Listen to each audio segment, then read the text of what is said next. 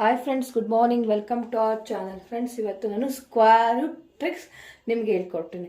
ಅಲ್ಲಿ problem ನೋಡ್ತಿದ್ದಲ್ಲ friends, ಈ ಪ್ರಾಬ್ಲಮ್ನ within second solve ಮಾಡ್ಬೋದು. ಅದು ಹೇಗೆ ಅಂತ ನೋಡೋಣ. ಓಕೆನಾ? ಹಾಗಾದ್ರೆ ಸ್ಟಾರ್ಟ್ ಮಾಡಿ ನೋಡಿ ಫ್ರೆಂಡ್ಸ್. ನಾರ್ಮಲ್ ಮೆಥಡ್ ಇದು. Normal method general form. ಎಲ್ಲರೂ ಈ ಸ್ಟೆಪ್ನೇ ಫಾಲೋ ಮಾಡ್ತೀರಾ. ಅದೇನು ಅಂತಂದರೆ, ಫಸ್ಟು ಸ್ಕ್ವೇರ್ ರೂಟ್ ಬರ್ಕೊತೀರಾ. 1 ಕ್ಯೂಬ್ ಏನು ಹೇಳಿ? 1 ಕ್ಯೂಬ್ ಅಂದರೆ 1 into 1 into 1. It means 1 into 1 1 1 into 1 1. Next 2 cube ಅಂದರೆ 2 into 2 into 2 2 into 2 4 4 into 2 8. So 8. Next 3 cube 3 into 3 into 3 into 3 3 into 3 9 9 into 3 27. So 27. Next step ಏನು ಮಾಡ್ತೀರಾ ಅಂತಂದರೆ, we going to had. So 1 + 8 + 27 = 36 ಅಲ್ಲ friends? Square root of 36.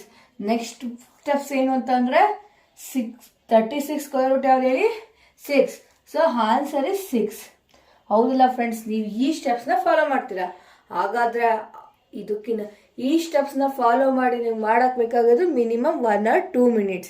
ಆದರೆ within A ಸೆಕೆಂಡ್ಸಲ್ಲಿ ನಾನು ಒಂದು tricks ಹೇಳ್ಕೊಡ್ತೀನಿ ಯಾವ ರೀತಿ ಸಾಲ್ವ್ ಮಾಡೋದು.